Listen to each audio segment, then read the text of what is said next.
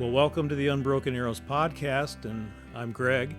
And today my guest is Shonna Swartz, and she is the Iowa Market Manager for the National Ovarian Cancer Coalition. So welcome, Shonna.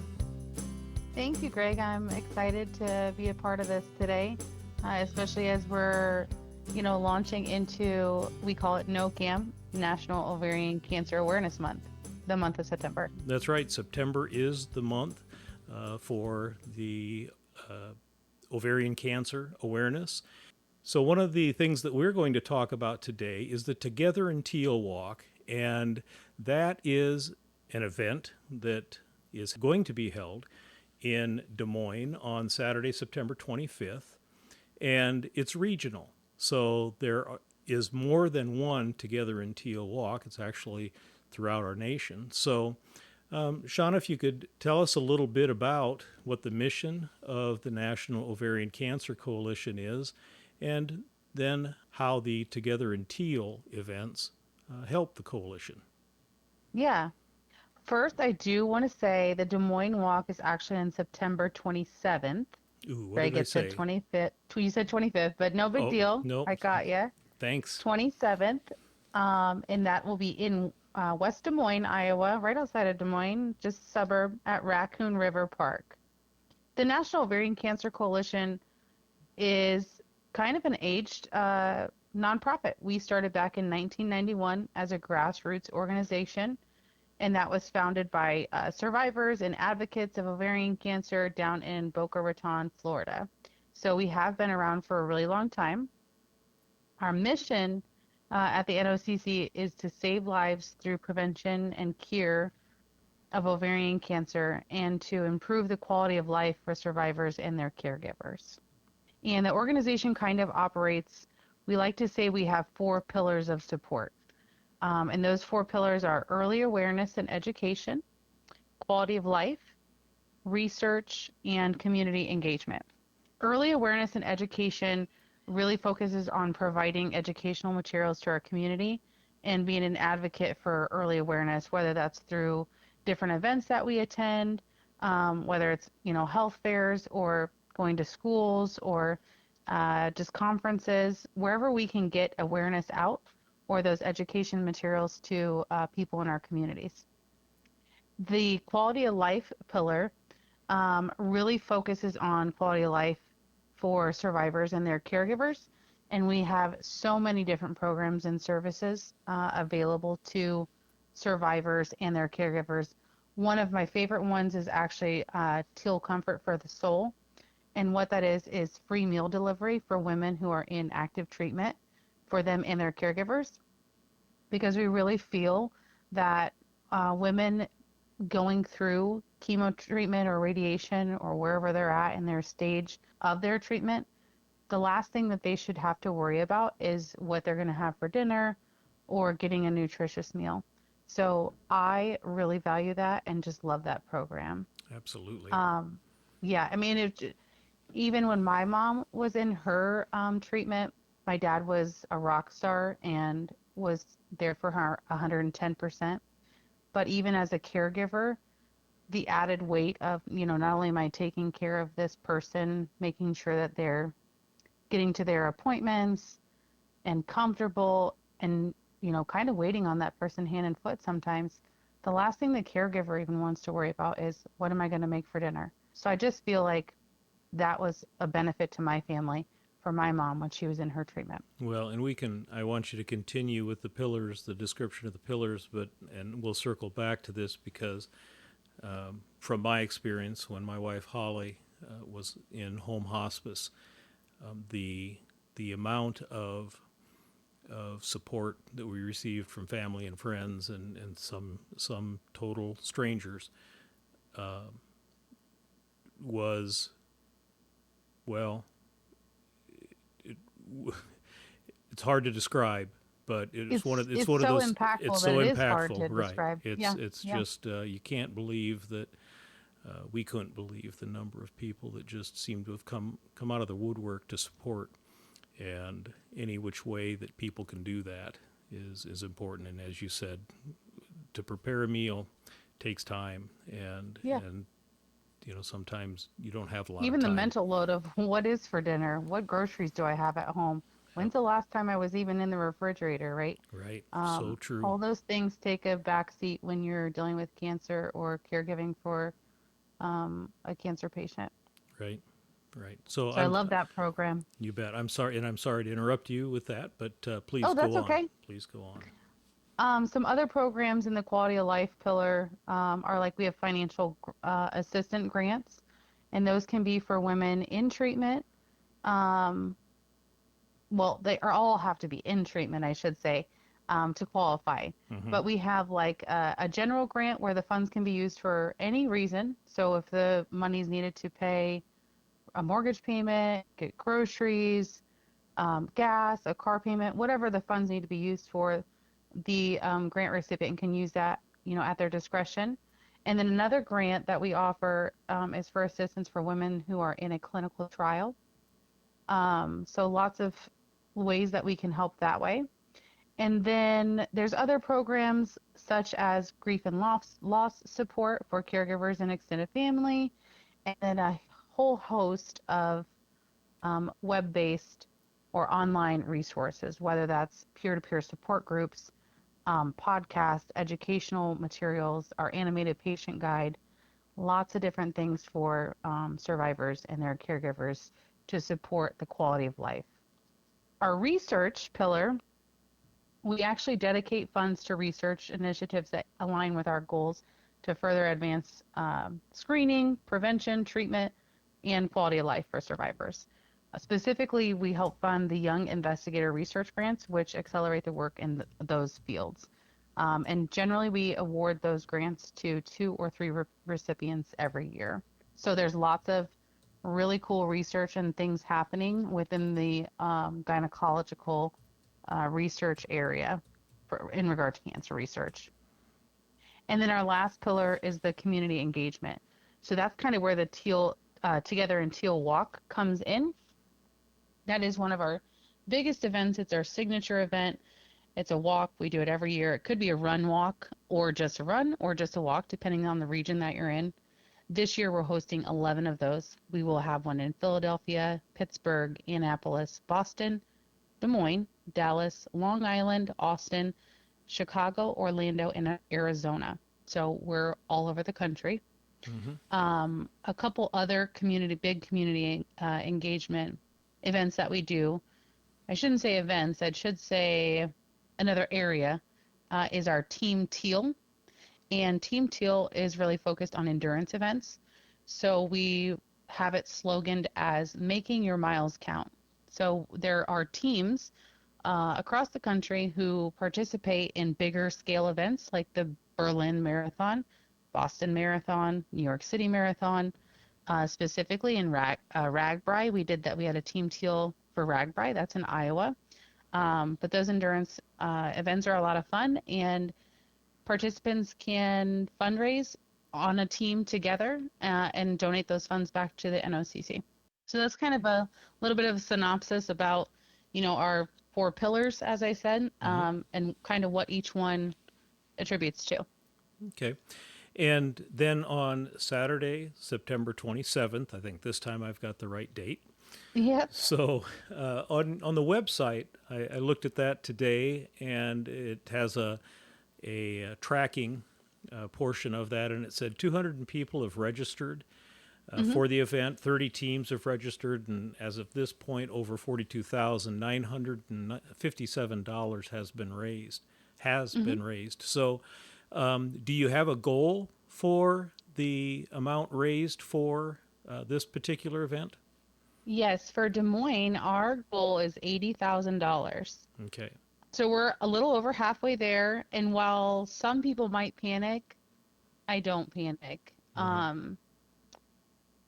Our Teal family is so tight and so close. I know that we'll get to our goal. And really, in the last 30 days, I think we're 23 days out from the event, right, as of today. And there will probably be another 150 people, maybe more, that get registered before the day of the event. Our teams are so much fun and so competitive in their fundraising. It's so much fun to watch and to be a part of, honestly. They banter back and forth. If you follow us on Facebook, specifically our Midwest regional page, I try to make posts about the teams and specific survivors and highlight the fundraisers, to give that little bit of a competition, because the money that we raise is so important to be able to support the programs and services that we offer. I can tell you a little bit about the impact of the funds that were raised in 2024, last year nationally, on a national level. Right. We raised a little over $2 million between all of the walks. We had 25,000 participants and donors. We honored, or were able to honor, 890 survivors at those events. And then our impact to date, we have supported 2,020 survivors through financial assistance grants. We have delivered 45,420 meals in 48 states. That's through our Teal Comfort for the Soul meal delivery program. Mm-hmm. And we have donated $2.7 million to research. So that's just a few of the highlights of how the money is raised, or what the money is raised for, and how it impacts those who are affected with an ovarian cancer diagnosis. Let's talk a little bit about ovarian cancer in terms of the diagnoses and the symptoms, and I'll share a little bit with our listeners. Well, I have shared a little bit with our listeners, my story with my wife Holly, and the symptoms are something that, well, we didn't know what the symptoms are or were. She felt bloated. She did not have any additional pain or anything like that associated. She felt a little bit more tired, and she started to retain water, which she didn't think much of. And so her jeans started to fit a little bit tighter. Mm-hmm. And she went to the doctor and was at that time diagnosed with stage 4 ovarian cancer. So the diagnosis hit us hard. It hit our family hard. And the questions immediately were, what, didn't you have any symptoms? Couldn't you tell that there was something that, you weren't feeling right or anything like that? Could you talk anything to that about what ovarian cancer is? Because there's a variety of actual types of of ovarian cancer, and the Yeah. symptoms aren't always the same. Yeah, and really, unfortunately, what you have just described is the story for so many women who are diagnosed with ovarian cancer. As a woman in my 40s myself, I'm almost 40. I shouldn't call myself in my 40s, but um, I'll be 40 this year. And as a woman, just in general, when we talk about the common symptoms of ovarian cancer, which are like bloating, pelvic or abdominal pain, frequent urination. Those are like things that happen every month around that time of the month. Mm-hmm. So to be able to identify or specify, is there something more going on, or is this just normal for my body? Women really have to be in tune with themselves. And when we talk about those common symptoms of bloating, pelvic or abdominal pain, frequent urination, trouble eating or feeling full quickly, those are like symptoms that come and stay. They're not coming and going. They're coming and they're staying for a long time. My mom was diagnosed at 54, also with stage 4 ovarian cancer, and had the same symptoms as your wife. Mm-hmm. She was retaining water. My mom's very small framed and actually looked like she was 7 or 8 months pregnant at the time of diagnosis. Mm-hmm. And they ended up draining 3 liters of fluid out of her peritoneal or inside of her belly, essentially, Mm-hmm. from that water retention. Right. So far, the Um, story is exactly the same. yep. And it is for so many because those, my mom thought I'm premenopausal. She had some irregular menstrual cycles, and she just chalked it up to I'm just putting on a little weight because I'm going through this menopause, premenopause. Mm-hmm. And honestly, everything happened so quickly. Um, she had actually been to the gynecologist, which I'm going to touch on this too in a moment, for her annual exam. Everything was fine. And within 6 months, she was diagnosed with stage 4 ovarian cancer, serious grade, stage 4. So was very aggressive, obviously, but maybe not, because also us as women think that we're being examined and maybe pre-screened for ovarian cancer and other gynecological cancers when we have our pap smear, but we're not. The only screening that a pap smear covers is cervical cancer. Mm-hmm. There is no pre-screening for ovarian cancer, which makes it difficult to detect. And therefore, when women are diagnosed, it is later stage. There aren't a lot of precursors for ovarian cancer unless maybe you have a genetic mutation like BRCA. So unfortunately, it's harder to, identify in that area. But like I said, you have to be your own advocate and in tune with your body. And those common symptoms, if they're coming and staying for a long time or getting worse, that's when you need to talk with your doctor. Mm-hmm. And I think that it's eerily similar what you described, that what your mom went through, and the treatment options were, well, essentially for Holly it was chemotherapy. That was about the Mm-hmm. only thing that they suggested or made as an option, and that wasn't something that at the time that she was very interested in. She wanted to know, what could you give an estimate of how much time that I'd have if I had no treatment, and the best guess that the her doctor could give her would be a year. And in her case, she was diagnosed on September 11th, and she passed on November 23rd. And she did decide on taking a chemotherapy treatment. And 6 hours after she was finished with the treatment, her lungs started to fill with fluid. She was taken to intensive care, and an hour after that, the doctor came to me and said, "You might want to call your children and have them come because we don't know if she's going to make it until morning." And one of my sons lived in Oklahoma City at that time, and my prayers were just that he and his wife could get back in time. Mm-hmm.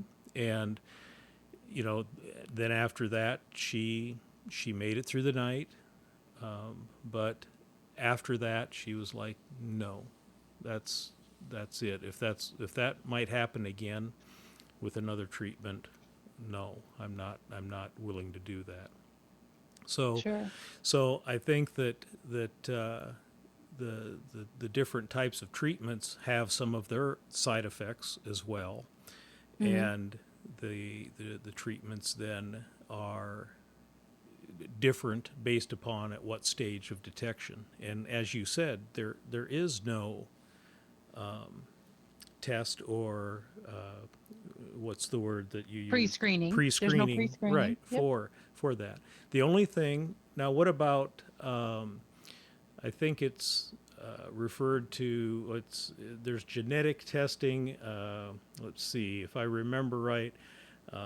Biomarker testing, is that something Sure. that? So there is a blood test. The biomarker is actually a CA-125 blood test, but I'm not I should have started this podcast with I'm not a doctor, so I'm not giving Right. medical advice. Right. I can only speak to what I've been exposed to while I've volunteered and worked for the National Ovarian Cancer Coalition and just general research on my own. Mm-hmm. While the CA-125 is a tumor marker indicator for women who have ovarian cancer, and that marker would be increased, it can also be increased for other reasons unrelated to cancer. So it can act as a false positive in some cases, but they can do other things along with the CA-125 marker. Like, say you have those symptoms, they're persistent, they're not going away. You go to your doctor, you can ask for a CA-125 blood test. It's not always covered by insurance. You can also ask for a transvaginal ultrasound at the same time, and they can maybe use both of those tests to, narrow down or try to give you a diagnosis, or at least maybe rule out if you have any tumors. But again, I'm not a doctor, so I don't want to tell somebody or give false hope of you can get this tumor marker test and no, yes or no, because it's not 100% guaranteed. Right. And I know at the time my two daughters, or our two daughters, were there, and one of the doctors suggested that both or all three. And to me, and again, you have to remember that time between September 11th and November 23rd still to this day is a blur, and there are things I don't remember. The kids will start talking about something, and I'm like, I have no recollection of that. Well, Dad, Sure. you said. It's like, I'm sorry, I really don't. But the doctors, this test that he suggested was a test that Holly needed to have to be part of the test, and then the girls could be tested. And I don't know if that's the same thing that we're talking That's about with the. probably not the same thing. What you're referring to is probably just a genetic testing, Mhm, okay. where they test for to see if you have gene mutation, like the BRCA gene. BRCA gene is very common for breast cancer. It can be common for ovarian cancer, and breast cancer and ovarian cancer can sometimes run together with that BRCA mutation. And then there's other mutations also that are linked to ovarian cancer. I don't know all of them. My mother's genetic mutation was TP53, I think is what the gene was called. And although she had that genetic mutation, there's no link at the time between that one and ovarian cancer. So they can look for those genetic mutations to see. I also went through genetic testing during my mom's first year of treatment, but I did not have any genetic mutations.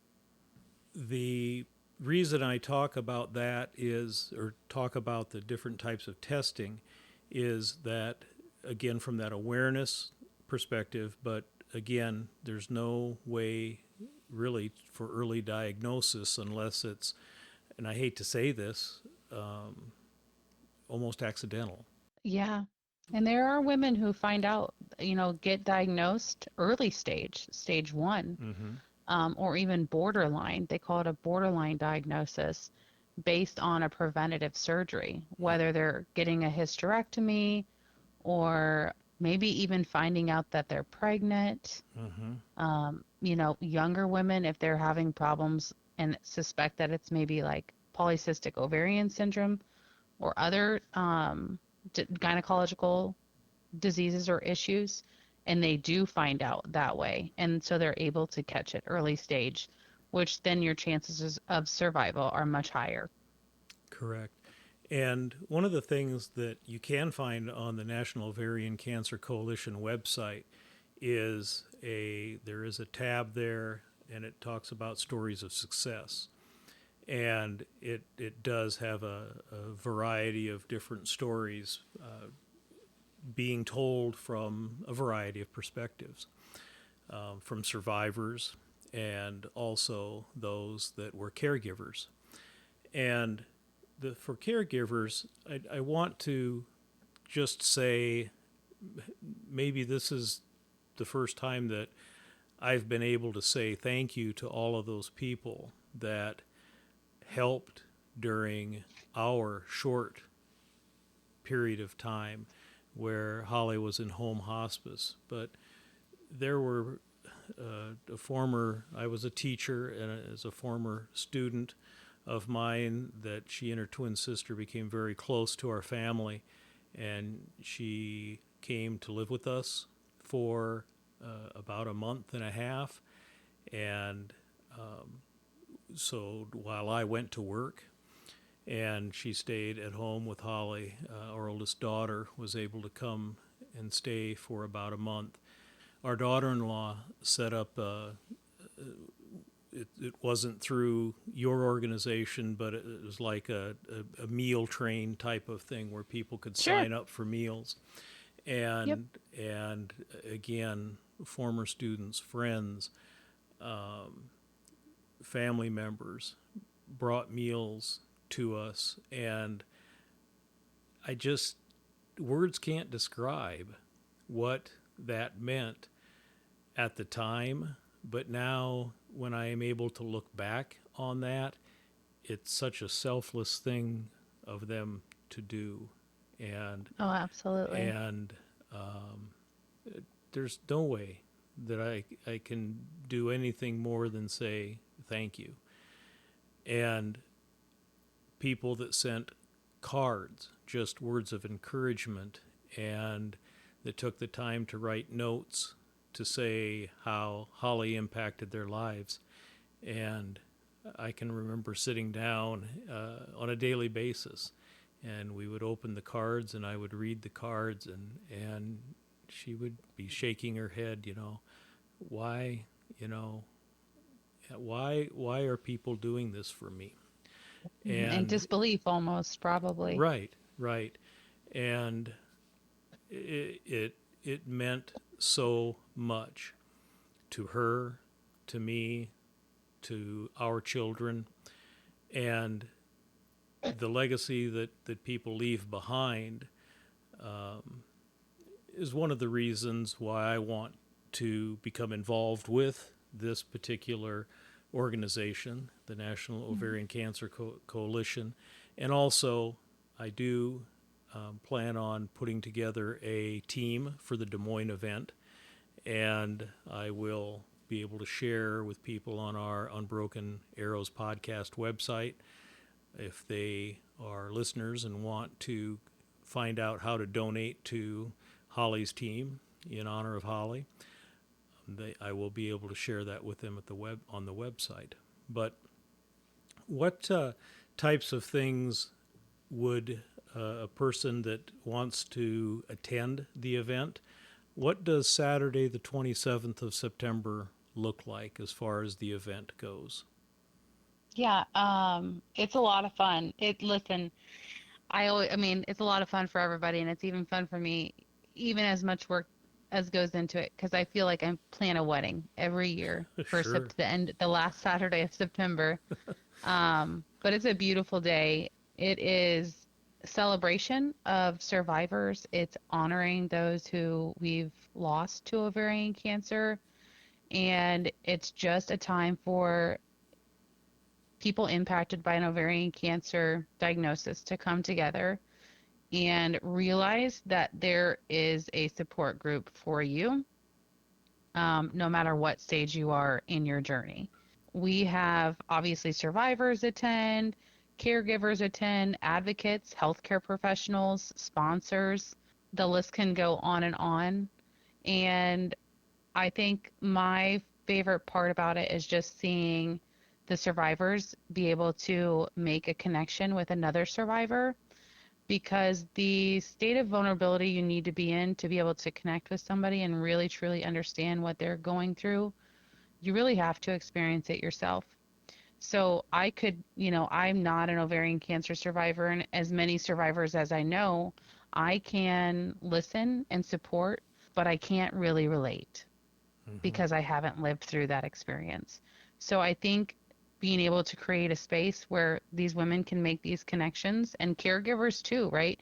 A caregiver might not be able to be 100% vulnerable with the survivor that they're supporting, because we don't want to hurt each other, and there's fear.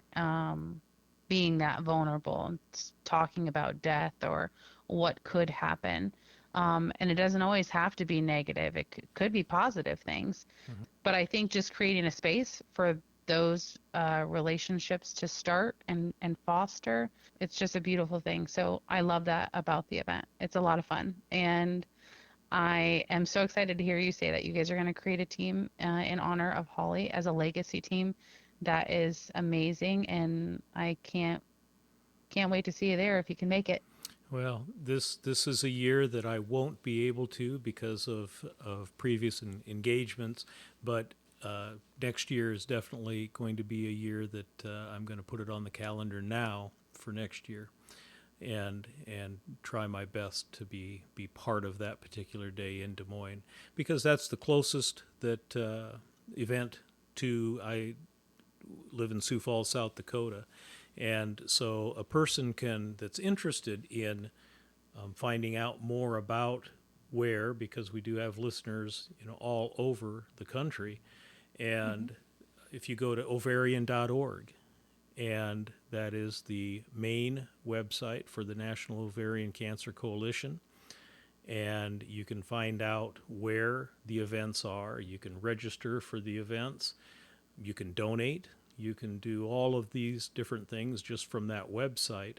I'll actually add ovarian.org is our main website, but specifically for community engagement events like Together in Teal, listeners can actually go to give.ovarian.org, and that'll take them directly to a website where they can click on Together in Teal, and they'll be able to find the event closest to them.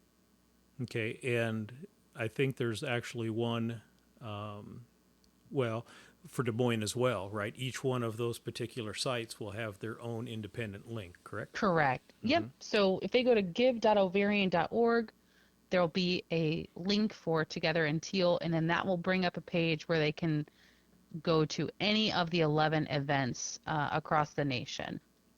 If I'm not mistaken, Friday, September 5th, is Wear Teal Day, and that is also part of not only September being National Ovarian Cancer Awareness Month, but is that also part of the coalition? Yes, it is. It's definitely part of our efforts. We'll highlight that on our social media platforms. I can't say that we own the rights to it, but it's definitely something that we participate in, where Teal Day refers to the first Friday in September for Ovarian Cancer Awareness Month. Yep. And that's one of the things that another, I think my daughter-in-law set up was through a T-shirt company in support of Holly, and it, her fight was my fight on the front, and on the back was I wear teal for Holly. And this is going to kind of choke me up, but a friend of mine, we lived out in western Nebraska, and a friend of mine was down in Texas, and she wasn't able to catch up with the person that was wearing the shirt, but she was down in Texas, and she saw I wear this for Holly T-shirt, No. and it's like, oh my goodness, you just don't realize how far-reaching, the person could have been from Nebraska or could have been close by. I don't know, Absolutely. but just the fact that that's something that is far-reaching. So my point is that it doesn't matter where you live and what your experiences are, but you can impact others in your words and actions. So, Absolutely. well, Shonna, thank you for taking the time to share with us about the Together in Teal walk in Des Moines. And again, I will say that is on Saturday, September 25th. I did it again. I will say it is on Saturday, September 27th, and the event starts at 9 a.m. Is that correct? You got it. And the location is at the Raccoon River Park, and the address is 2500 Grand Avenue in West Des Moines, Iowa. That's right. So everybody that's listening, I would encourage you to check out the website of the National Ovarian Cancer Coalition, and And if you are so moved to make a donation to this organization, follow the links to donate. You will be able to do that. And if you are in an area of one of the events throughout our country, find it. Take the time to go outside and walk or run as you're choosing. I would definitely walk. I am not a runner. But, part of what our podcast promotes is using the outdoors for healing, taking the time to get outside and enjoy it and find a way to let nature help you heal. And that's an important part in my life and my family's lives. So this is a perfect opportunity for you to support a cause, to learn more about a cause maybe that you don't know much about, but know that it is something that affects many women. And if I remember from the website, it's the early detection is critical for the recovery for the survivors, but unfortunately, it's not very often that it is detected early. So the National Ovarian Cancer Coalition does a great job of trying to educate people, and we are so very thankful that there are volunteers like you, Shonna, that help organize these events and make others aware and help educate others about ovarian cancer. So thank you, Shonna. Thank you, Greg, for sharing this platform with me and for being willing to promote ovarian cancer awareness, not only for the National Ovarian Cancer Coalition, but just for ovarian cancer awareness for all women, for our communities that we live in and work in, and the people that we love live in. I appreciate you and your time. I appreciate that. Thank you. All right, thank you. You bet. Bye now, Shonna. Our immediate family has experienced cancer-related deaths as a result of leukemia, prostate, and ovarian cancer. It would be safe to say that every one of us has had our lives impacted by cancer in some way. A healthy diet and exercise through outdoor activities has the potential to improve a person's physical and mental health. At any age, if you are active, stay active. If you are not as active as you'd like to be, it's not too late to start now as a way to improve your physical and mental health. And if you or someone you know is thinking of suicide or is in need of crisis intervention, call the Suicide and Crisis Lifeline at 988. You have to remember that the world is a better place with you in it. To all our listeners, take some time to get outside, enjoy the outdoors, and experience its healing powers. With that, on behalf of Catherine and me, until next time.